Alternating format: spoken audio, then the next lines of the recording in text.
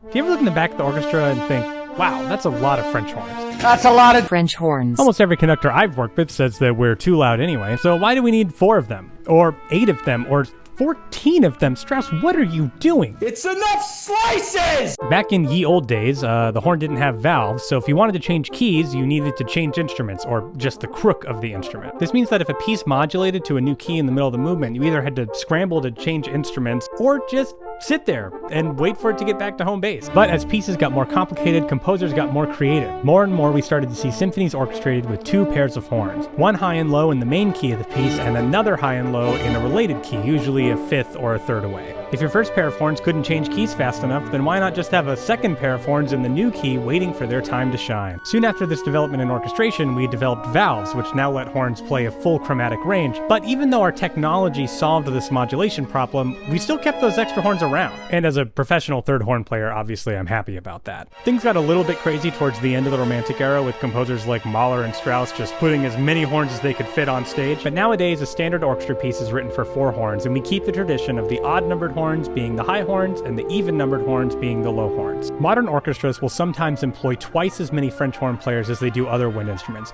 but what everybody's specific job is in the section, that's a story for another time.